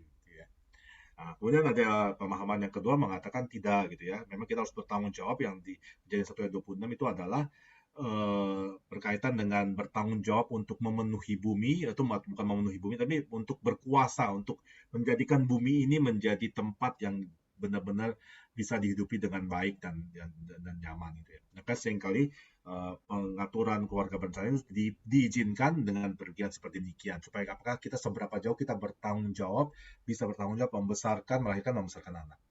Cuma memang terakhir-terakhir ada semacam teologi yang juga mengatakan kalau memang demikian, kenyataannya di dunia ini ada banyak anak-anak yang lahir dan terlalaikan gitu ya. Ya mungkin nggak usah di luar negeri lah, di Indonesia banyak sekali anak-anak yang sebenarnya di panti asuhan, tidak punya ayah dan ibu dan sebagainya. Dan bagi mereka memikirkan siapa yang menjadi ayah mereka, siapa yang menjadi ibu mereka gitu.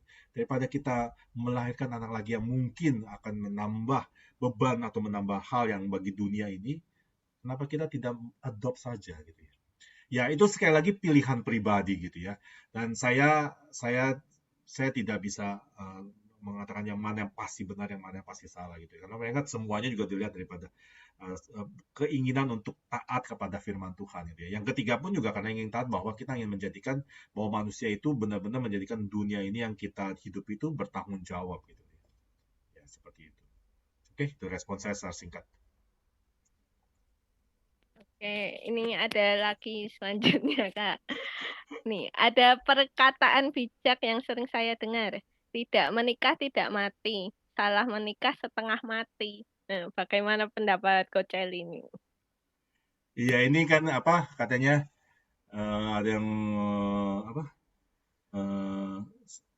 ada yang mengatakan juga sehabis kita mengenakan wedding ring, sebenarnya ada satu ring lagi, suffering gitu ya. Ya, wedding ring will bring suffering gitu ya. Ada dua cincin sebenarnya ketika kita masuk pernikahan gitu. Hati-hati gitu ya. Ya, tidak menikah tidak mati, salah menikah setengah mati. Ya benar gitu ya.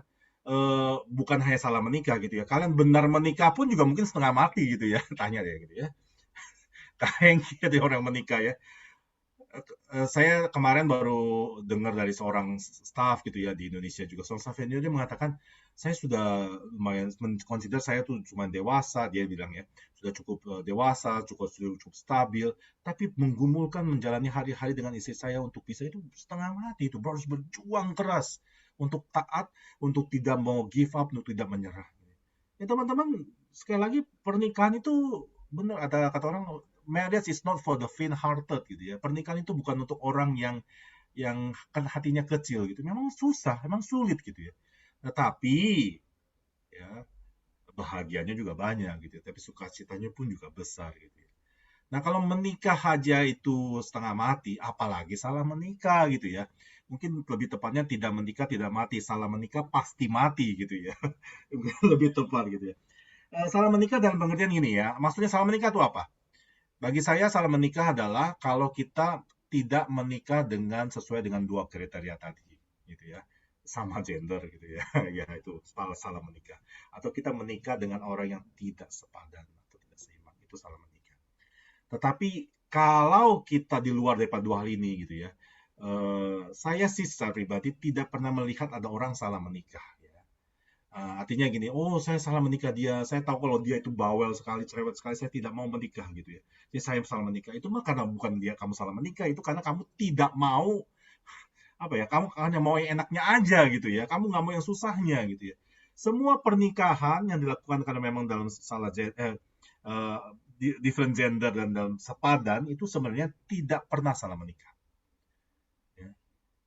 Itu adalah sebenarnya pernikahan yang Tuhan kuduskan, yang sudah Tuhan tetapkan bagi kita, dan Tuhan mau kita belajar untuk berubah dan diperbaiki dari itu. Jadi tidak ada yang namanya salah menikah. Oh, ya, oke lah, mungkin ada kalau teman-teman bisa argumen gimana kalau misalnya ini kita menikahi dengan seorang yang apa, uh, apa namanya, suka marah, suka pukul gitu ya, ataupun juga selingkuh dan sebagainya macam. Ya itu memang kenyataan gitu ya. Saya sih percaya bahwa di dalam kedaulatan Tuhan, pernikahan itu yang telah Tuhan kuduskan gitu ya, itu pasti ada karunia-Nya atau anugerah yang cukup gitu, anugerah pengampunan dan sebagainya. Ya walaupun kenyataannya memang belum tentu demikian sih ya, kalau kita mau ngomong lebih lanjut. Bagaimana kita bisa menentukan seorang itu sepadan atau tidak? Apakah boleh dijelaskan secara lebih detail? Inilah karena kebiasaan orang-orang ahli Taurat gitu ya. Satu hukum itu kemudian dijadikan 10 detailnya. Tadi kemudian kita lebih ingat detailnya daripada hukumnya gitu ya. Iya, sebenarnya dari Korintus itu, Paulus itu sebenarnya juga memang arguable gitu ya. Apakah memang hendaklah kamu jangan menjadi pasangan yang tidak seimbang dengan dunia itu dalam kaitan dengan pernikahan gitu ya. Tapi sebenarnya ini, oke lah, kalau mau saya jabarkan ya. Seimbang itu dalam pengertian, pertama dari segi intelektual, dalam pengertian jadi kalau kamu ngomong sama dia itu nyambung. Ya, itu seimbang. Jadi kalau memang satu orang memang passionnya itu adalah politik gitu ya. Tetapi kemudian suaminya itu nggak ngerti sama sekali tentang politik. Kalau tiap kali ngomong A, satu ngomong ayam, satu ngomong bebek gitu ya. Ya itu suatu hal yang masalah. Sekali lagi ini bukan harga mati ya, tapi ini hanya bagi saya adalah saran gitu ya, ataupun pertimbangan bagi kita. Yang kedua, seimbang secara emosi gitu ya. Dalam pengertian seimbang secara emosi bukan berarti karakter personality kita harus sama gitu ya. Dua-duanya harus sama-sama lembut, sama-sama diam, atau sama-sama bercanda apa riang, enggak. Kadang-kadang opposite attract gitu ya. Nah, keseimbangan itu belum tentu dinyatakan dengan yang sama. Yang ketiga juga yang penting keseimbangan spiritual gitu ya. Apakah kita dengan dia itu level pengenalan atau kedekatan atau hubungan kita dengan Tuhan, kematangan iman kita, ataupun keinginan kita untuk terlibat dalam pelayanan itu sama atau enggak. Karena kalau enggak itu agak susah, karena misalnya kita sebenarnya rindu untuk pelayanan di gereja ataupun di sosial masyarakat, tapi suami kita mungkin melarang kita gitu, atau tidak setuju, itu kadang-kadang menjadi pertengkaran. Bukan berarti harga mati, tetapi itu menolong kita gitu ya. Paulus dikatakan ini sebenarnya bukan untuk impose ke kita, tapi ini untuk kebaikan kita sebenarnya. Ya, oke. Saya mungkin hal ini mau hal yang sedikit lebih kontroversial. Jadi gini, kalau pada akhirnya kalian menikahi dengan orang yang tidak seiman, bukan berarti juga kalian tuh kehilangan keselamatan. Gitu ya. Jadi menikah itu bukan dalam ranah keselamatan, itu bukan ranah istilahnya wah kita jadi tidak kehilangan anugerah keselamatan, tidak masuk surga gitu ya. Tetapi ingat, firman Tuhan katakan kalau kita menikah dengan orang yang tidak seiman, pada akhirnya kita yang harus menanggung kesusahan, menanggung itu setengah matinya atau menanggung setengah matinya seumur hidup kita. Ya tidak mempengaruhi keselamatan kita gitu ya, tapi ya itu akan mempengaruhi bagaimana kita mau sungguh-sungguh bisa terus bertumbuh dalam iman atau tidak. Oke. Waktunya sudah habis kali ya. Atau masih ada pertanyaan lagi? Kak, boleh nanya satu pertanyaan nggak? Boleh. Oke. Tadi kan dibilang, perkenalan dulu. Aku Adel, Teknik Kimia 2014. Oh, halo, adik kelas. Iya. Mau nanya, Kak. Tadi kan di tengah-tengah kan bilang, it's all about control juga gitu kan. Ada aspek kontrol yang harus diperhatikan gitu. Ya. Ketika kita belum bisa mencapai sesuatu, ketika kita tidak bisa mengendalikan sesuatu, jangan harap ketika kita udah married nanti kita juga akan bisa mengendalikan itu lebih baik gitu. Nah, tapi di sisi lain banyak yang saya dengar juga bahwa pasangan itu adalah penolong gitu. Pasangan adalah penolong, pelengkap gitu. Betul. Nah, penolong ini kan berarti melengkapi apa yang tidak ada di kita. Nah, Betul. batas, jadi yang saya bingungkan adalah di mana batasnya. Sampai batas mana kita harus merasa, ini tuh aku harus punya sebelum aku menikah. Atau takutnya kan gini, kalau semuanya harus saya persiapkan, seakan-akan saya harus menjadi sempurna 100% untuk menikah gitu. Padahal tadi kan dibilang kesiapan 70-80% aja, sisanya nekat masih bisa gitu, ditoleransi gitu kan. Tadi di pertanyaan pertama gitu. Nah, mana sih yang sebenarnya bisa ditoleransi, mana sih yang harus saya punya dulu sebelum saya menikah? Iya, jadi tadi yang saya masukkan itu adalah ini loh, pemahaman yang sering kali katakan, udahlah nggak usah melatih diri sebelum menikah, nanti setelah menikah akan beres. Gitu ya. Ya, itu yang jadi kadang-kadang sering kali orang-orang tidak mau melatih diri atau exercise self control sebelum menikah karena udahlah nggak ada gunanya gitu. Nanti juga kalau udah menikah bakal bisa beres sendiri gitu. Saya nggak bisa ada seorang cowok gitu ya. Waduh,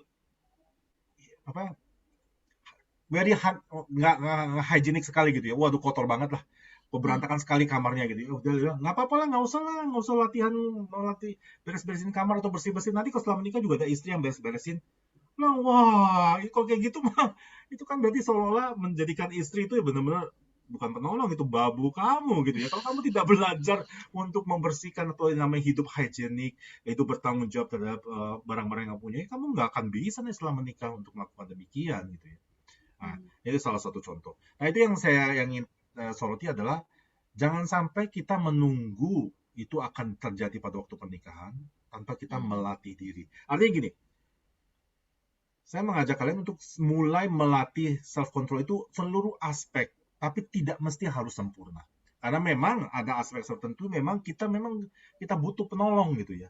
Makanya kita menikah karena memang kita butuh orang yang menolong kita. Jangan sampai juga kebalikannya lagi gitu ya. Kita melatih diri sedemikian rupa sehingga pada akhirnya kita mengambil kesimpulan, kayaknya saya nggak butuh penolong. Saya bisa hidup sendiri tanpa siapapun yang menolong. Nah, itu bahaya yang lain.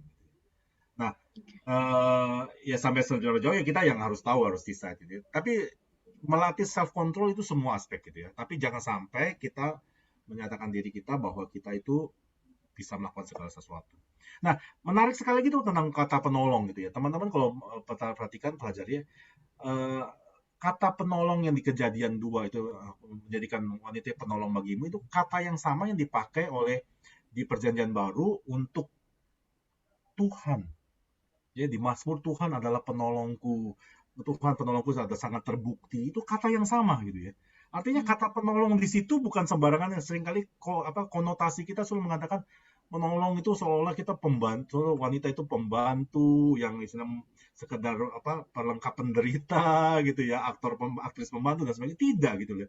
Kata penolong yang dipakai itu benar-benar kata yang dirujuk kepada Tuhan itu. Dan kita nggak pernah menjadikan Tuhan itu sebagai seolah-olah pelengkap penderita atau penolong, tapi seseorang yang memang sangat instrumental dan signifikan yang tanpanya kita tidak bisa melalui atau menjalani hidup ke depan. Nah, saya pikir kata penolong itu yang harus kita pikirkan dan yang kita pegang di sini dalam hidup suami istri gitu ya. Baik suami istri maupun suami, dua-duanya kita menolong satu sama lain sebagaimana Tuhan menolong kita. Oke. Terima kasih, Kak. Sama-sama. Oke, mungkin ini ada yang ngechat terakhir, Kak. Mungkin singkat aja. Kalau ada trauma masa lalu terus jadi susah percaya dengan orang lain, jadinya kalau dideketin takut dan malah kabur, itu gimana? Iya, jadi trauma itu memang something yang sekarang makin banyak orang tuh mengalaminya gitu ya. Ya, ini memang nggak gampang gitu ya. Memang kadang-kadang kita harus bicarakan, harus diungkapkan. Jadi mungkin panjang lah ya. Kalau secara singkat, pertama-tama adalah kalau kamu punya trauma, coba kamu ekspresikan atau kamu ungkapkan, kamu cerita. Jangan disimpan, jangan ditekan, jangan ditutup-tutupi gitu ya. Cari satu orang yang kamu bisa percaya, kamu ceritakan trauma itu. Kalau perlu memang kita harus mengikuti misalnya counseling atau trauma spesialis yang ngomong sama mereka. Karena kadang-kadang trauma itu semakin ditekan itu semakin jadi luka yang nggak hilang, nggak sembuh-sembuh gitu, akan jadi kepahitan dan sebagainya. Ceritakan gitu ya. Nah, biasanya kalau kita cerita, terus kemudian counselor ataupun kakak yang lebih dewasa bisa memberikan kita langkah-langkah berikutnya bagaimana supaya kita menghilangkan trauma itu. Dan yang kedua, itu memang trauma itu menarik gitu ya, harus dihadapi gitu, harus di encounter, harus di embrace gitu ya. Karena semakin trauma itu semakin kita berani hadapi, semakin hilang kuasanya. Karena kalau trauma itu kita semakin mau coba melarikan diri, mencoba untuk tidak memikirkan, menutup itu semakin besar kuasanya dalam hidup kita. Tapi semakin kita mau tantang dia, hadapi trauma itu akan hilang kuasanya. Jadi kadang-kadang kalau kamu udah siap, waktunya kamu udah ngomong sama orang, udah lebih siap, kalau ada orang mendekati, lawan gitu ya, ketakutan trauma itu. Lawan, hadapi. Monster itu akan makin kecil gitu ya. Ini ada satu buku itu kan, hadapi monstermu. Face your own monster. Setiap orang tuh punya monster masing-masing. Face your own monster. Ketika kamu melarikan diri dari monstermu, sebenarnya kamu sedang memberi makan monstermu. Tapi ketika kamu menghadapi dan tantang ketemu dia, hadapi dia, kamu sedang membuat dia kelaparan. Ya, demikian juga dengan trauma. Oke. Sepertinya itu aja pertanyaannya kok. Mungkin ada penutup atau kita langsung ke gimana? Oke. Saya boleh kasih sesi sedikit nih.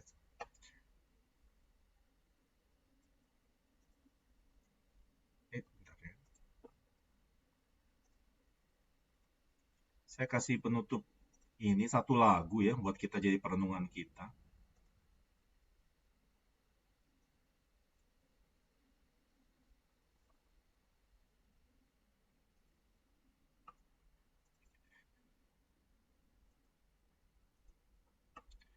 Ya, saya mau sebelum lagu saya mau kutip dengan satu kutipan dari The Meaning of Marriage, gitu ya.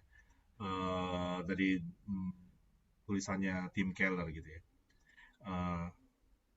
Dia katakan dalam bahasa Inggris nggak apa-apa, nanti saya coba terjemahkan yang penting ini. Marriage was created to be a reflection on the human level of our ultimate love relationship and union with God. Gitu ya. Adalah tanda daripada hubungan kita dengan Tuhan. Tapi yang penting saya garis bawahi, marriage therefore is penultimate. Ya. Penultimate itu adalah pernikahan itu bukan kondisi akhir.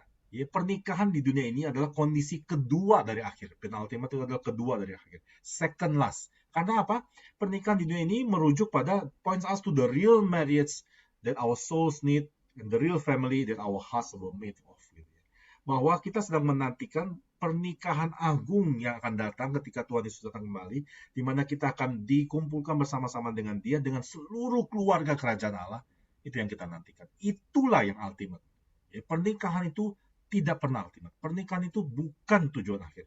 Tujuan akhir, kondisi akhir adalah waktu kita kembali kepada Tuhan di surga nanti, atau waktu Tuhan Yesus datang kembali. Dan juga demikian juga dengan para orang-orang yang melajang. Single juga demikian. Single juga masih the penultimate status of marriage. Artinya orang-orang melajang itu juga harus melihat bahwa kondisi melajang itu juga bukan kondisi terakhir gitu. Itu juga penultimate, second last. Karena suatu saat nanti juga di surga nanti kita tidak ada lagi, makanya Tuhan Yesus kan tidak ada lagi menikah dan dinikahkan gitu ya. Semuanya will be rejoice in their marriage to Christ gitu ya. Jadi ketika when you're still single, demote marriage in your heart, put God first, and begin to enjoy goodness of single life. Ya teman-teman, kita nggak usah discuss question. Saya mau tutup dengan lagu ini ya. Lagu ini judulnya All Glory Be to Christ gitu ya.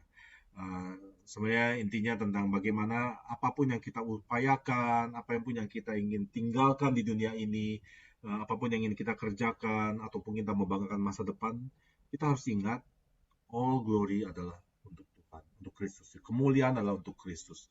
Bahwa hendaknya yang harus kita cari, kerajaannya harus dinyatakan, bukan yang apakah kita melajang ataupun menikah, kita harus menyatakan bahwa kemuliaan hanya untuk Kristus. Dan ya, suatu saat nanti ketika Dia datang, Dia akan menjadikan segala sesuatu baru, dan Dia akan menjadi terang kita, dan kita akan menjadi umatnya. Kemuliaan adalah bagi Tuhan. Mari kita dengarkan lagu ini menjadi perenungan kita sebelum nanti saya kembalikan waktu kepada. Mungkin setelah lagu ini dinyanyikan, saya bisa minta Kak Hengki untuk tutup dalam doa. Ya.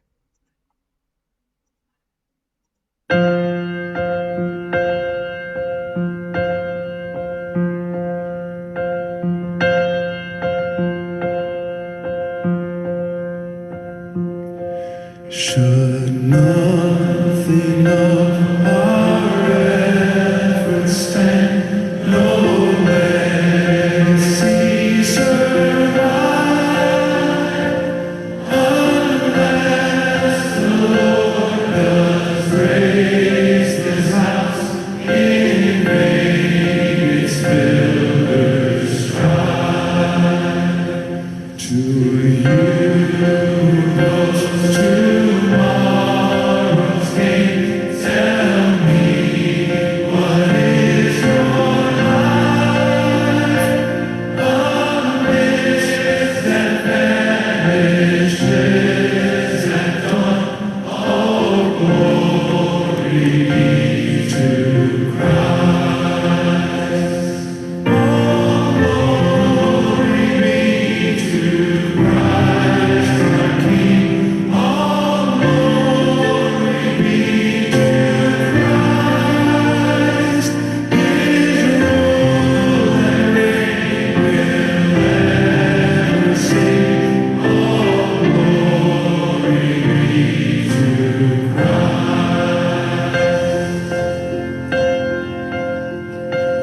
His will be done, His kingdom come on earth as is above. Who is Himself our daily bread, praise Him, the Lord above. Let living waters satisfy.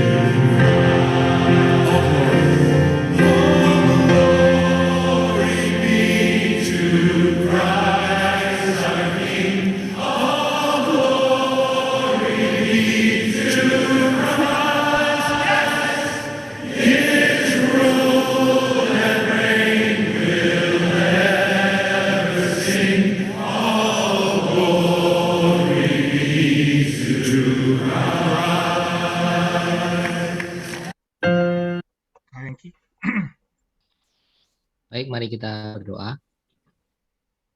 Betul Tuhan, biarlah hidup kami boleh terus mencerminkan kemuliaan-Mu ya Tuhan. Karena untuk itulah ya Tuhan kami semua diciptakan. Di dalam masa-masa penantian kami Tuhan, di dalam kebingungan kami mau terus percaya bahwa Engkau Allah Tuhan yang akan memberikan hikmat kepada kami, memampukan kami mengerti ya Tuhan, apa maksud Tuhan dalam hidup kami yang sementara ini. Kami bersyukur ya Tuhan untuk Coach Lee yang boleh memfasilitasi kami untuk kami boleh mengerti maksud Tuhan lewat tema yang sungguh menguatkan kami saat ini. Tuhan terus memberkati pelayanannya dan Tuhan menolong. Tuhan menolong kami juga dalam setiap pergumulan yang Tuhan izinkan terjadi supaya kami boleh terus menyadari kelemahan kami, tapi juga boleh melihat kekuatan Tuhan yang tidak pernah meninggalkan kami. Terima kasih ya Tuhan. Ini doa dan permohonan kami yang kami panjatkan dalam nama Tuhan kami Yesus Kristus. Amin.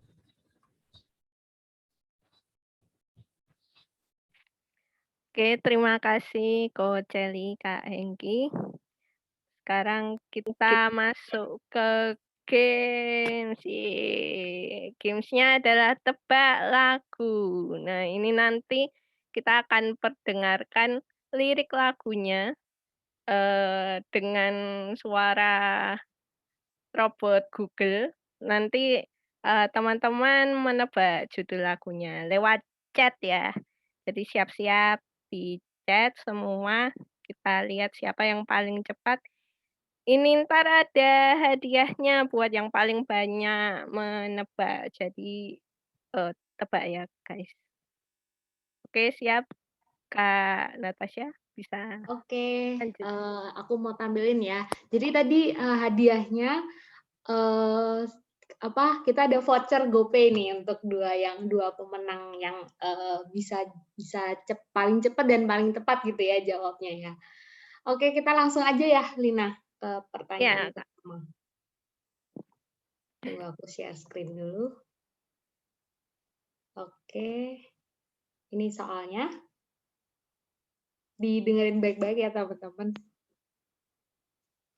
Sorry. Penghibur dalam duka, penolong yang teguh, kepadanya ku serahkan kuatirku.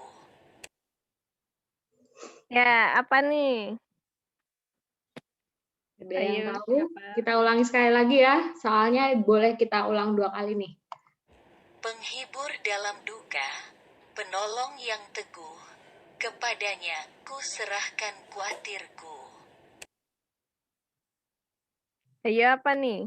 Penghibur dalam duka. Iya, bener nih. Wah, kita ada dapat pemenangnya. Nela, Teknik Industri 2004. Nah, mungkin bisa di-play, Kak, jawabannya. Penghibur dalam duka, penolong yang teguh, kepadanya ku serahkan kuatirku.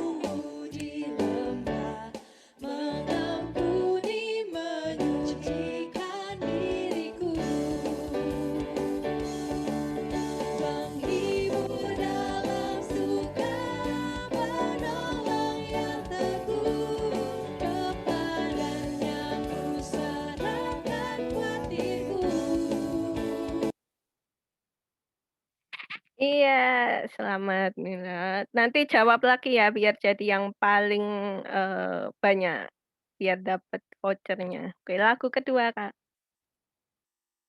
Kau ada dalam hatiku, takkan patah semangatku.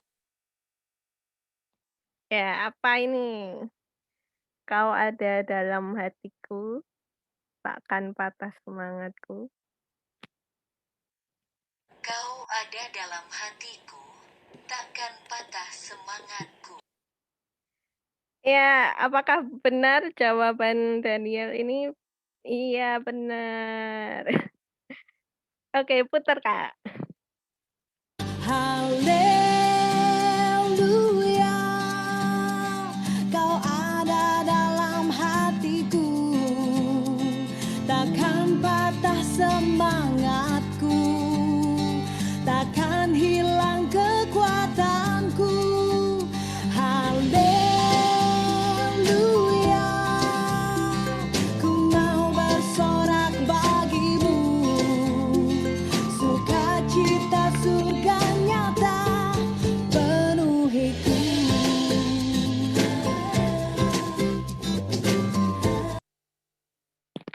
Oke, tadi yang kedua Daniel ya, yang pertama Nila, kemudian ini lagu ketiga.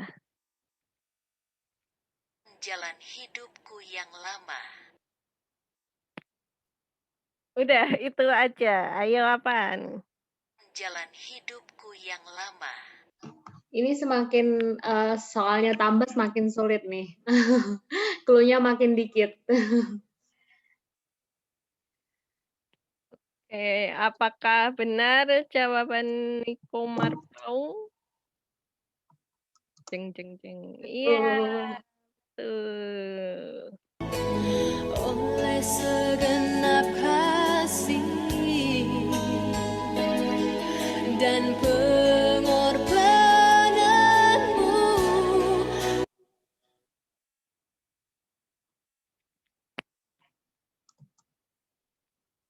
ku telah Oke, tadi siapa tadi namanya? Niko Marpaung ya. Berarti ada Nela, Daniel, Niko. Sekarang keempat. Agung dan mulia cara. Agung dan mulia cara. Apa nih? Apa nih?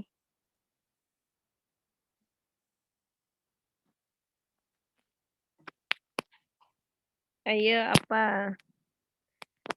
Depannya S. Mulia cara. Clue nih. Depannya S.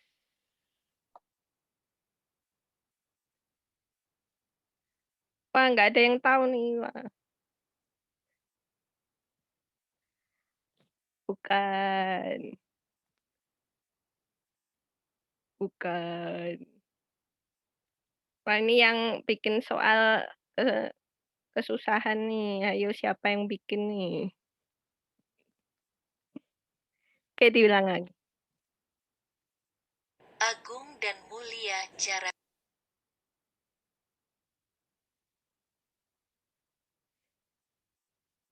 Oke, nggak ada.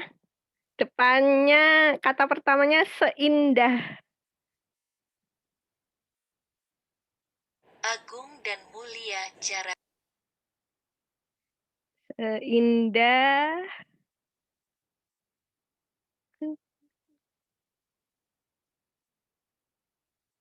Oke, nggak ada nih Kak, mungkin di play aja. Oh, ada. Ye, Nike. Tuhanku lembut dan penyayang, dan aku mengasihi Dia. Kasih-Nya besar, agung dan mulia, cara Tuhan mengasihiku. Iya, oke. Niko ada 2 ya berarti. Lagu kelima. Let the poor say, I am rich. Nah, gampang nih, gampang harusnya. Wih, apakah benar? Jeng jeng jeng. Iya. Give thanks because He's given Jesus Christ, His Son. And now let the weak say, I am strong. Let the poor say, I am rich because of what the Lord has done for us. Oke, ini paling cepat William ya. Oke, lagu selanjutnya. Ku nyanyi. Iya, ini paling sulit nih, cuma 1 kata.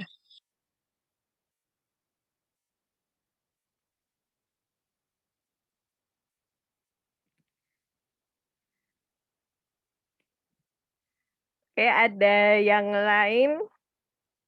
Ku nyanyi. Mungkin tidak sering, bukan lagu yang sering banget kita dengar. Ku nyanyi yang lain. Tapi depannya bukan ku nyanyi ya ini judulnya. Ayo apa nih?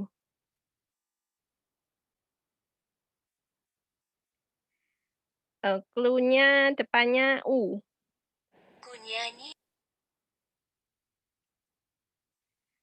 Oh ye, apakah benar?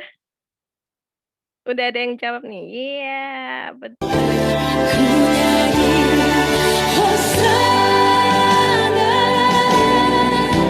bagi rajaku yang duduk di tahta. Aku muliakan dan ku agungkan. Kau layak disembah.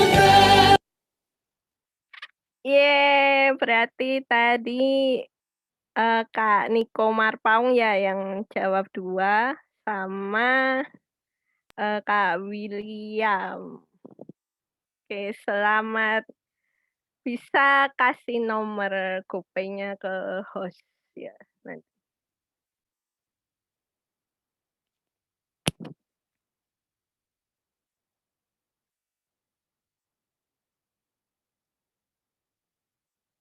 Oke, selanjutnya mungkin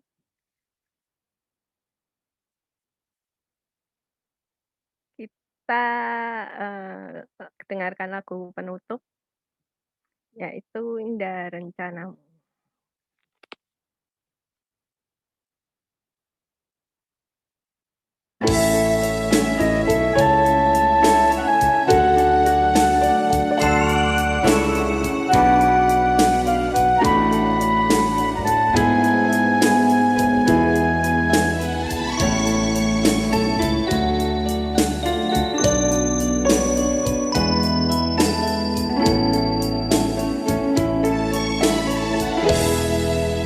Indah rencanamu Tuhan di dalam hidupku, walau ku tak tahu dan ku tak mengerti semua jalanmu. Dulu ku tak tahu Tuhan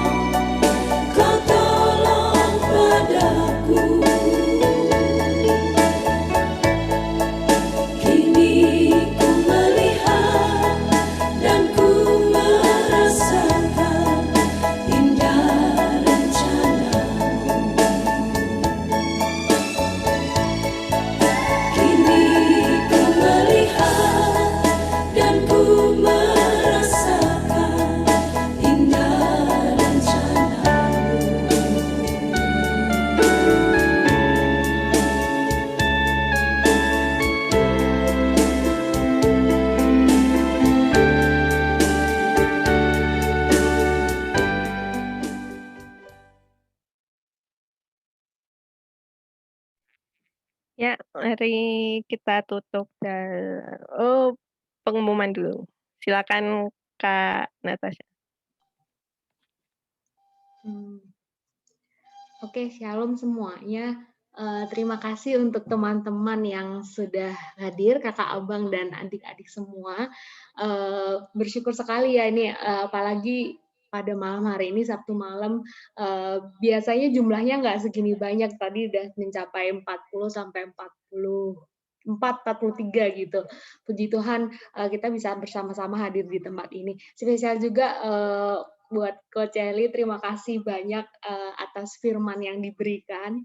Tadi mungkin banyak sekali ya yang bertanya, mungkin ini topik yang spesial gitu ya, gitu buat kita.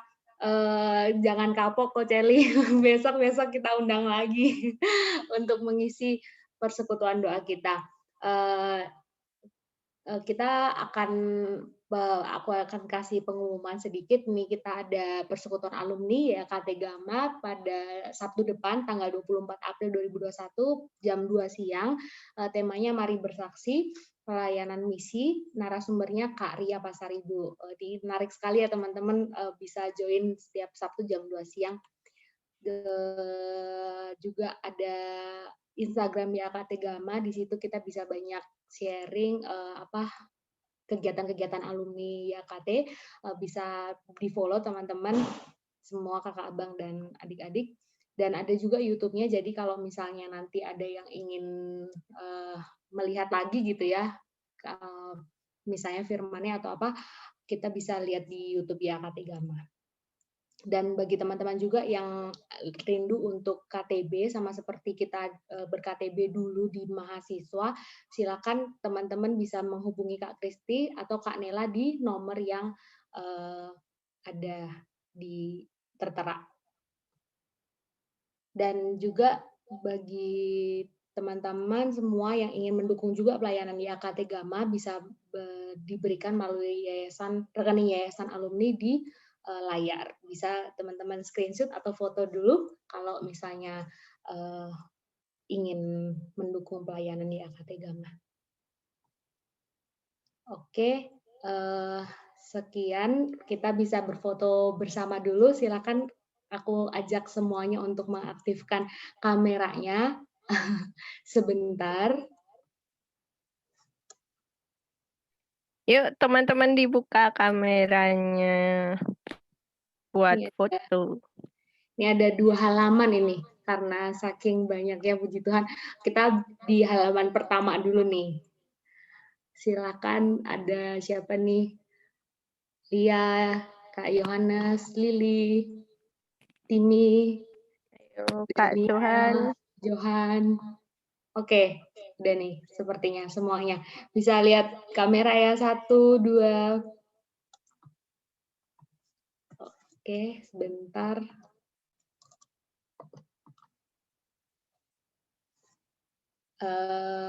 Ke halaman 2. Bisa lihat kamera lagi. 1, 2. Oke.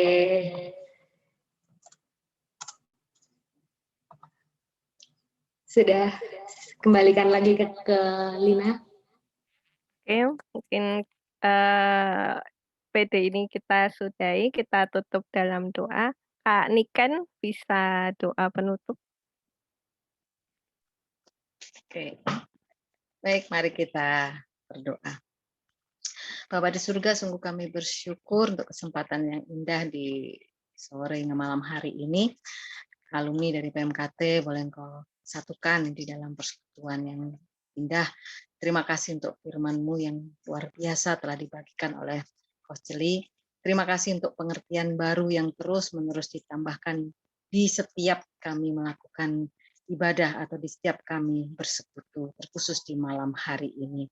Kiranya firman-Mu ini bukan hanya sekedar menjadi pengetahuan, tapi sungguh menjadi pelajaran hidup bagi kami dan dapat kami terapkan di dalam kehidupan kami sehari-hari, khususnya bagi teman-teman alumni yang di dalam penantian untuk menantikan pasangan hidupnya.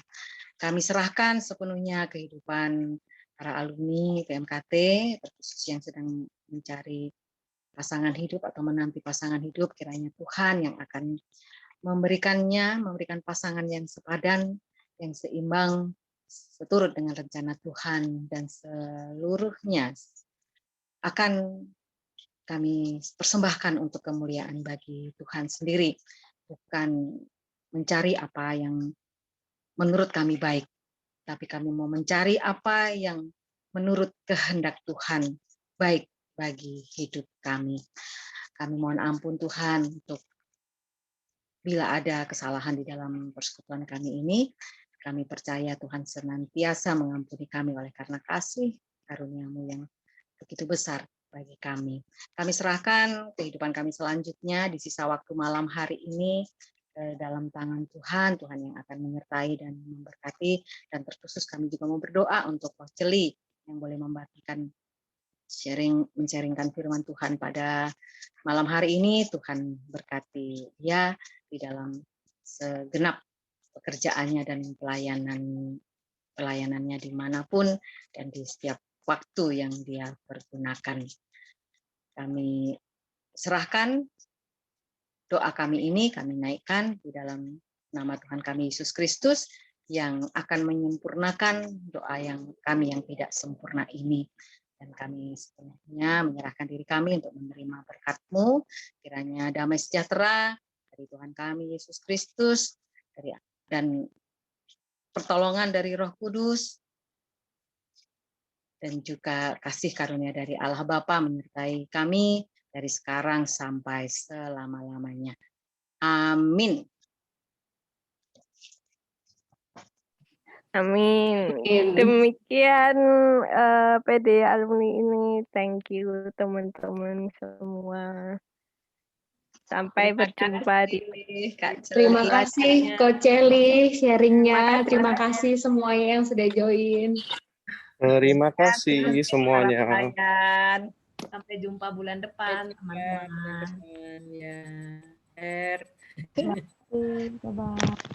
Terima kasih Kak Lin, Kak Niken. Ini banyak ya malam ini ya. Iya Kak. Semuanya menarik. Ini Rara. Rekor PD alumni muda Kak. Rara apa ini? 44 ya? Iya tadi paling tinggi 44. Kalau ada yang mau curhat-curhat sama kakak staff siap ya. Kak mau dijodohin ya Kak. Kakak paling seneng tadi. Lina. Gitu. Waduh. Kakak staff memang harus apa ya, membukakan pintu perjodohan. Itu kan dari dulu. Tapi gimana ya caranya? Aku paling senang kalau urut begituan. Kak comblang nih. Comblang. Kadang kita punya feeling, kadang-kadang begitu ya. Feeling. Iya. Ya. Natasha kayaknya ketawanya gayeng banget. Kalau Natasha itu tinggal menunggu dilamar aja itu. Waduh. Gitu. menunggu waktu dilamar. Aku apa loh? Aku dekat loh sama Camer. Waduh Kak. Kami. Halo, tapi Kak. Tadi iya banyak wajah baru Kak. Hah? Iya. Ya, senggol dulu tadi kita. Iya. Berhasil aku tadi. Astika, salam kenal. Halo Kak, salam kenal juga Kak. Ya, masuk Tika ini. Ya, Tika ada nama-namanya. Itu tadi recordingnya bisa diminta ke siapa ya Kak? Tadi masuknya telat soalnya. Apanya? Recording yang tadi. Nanti di-share di ada YouTube Kak. Ini ada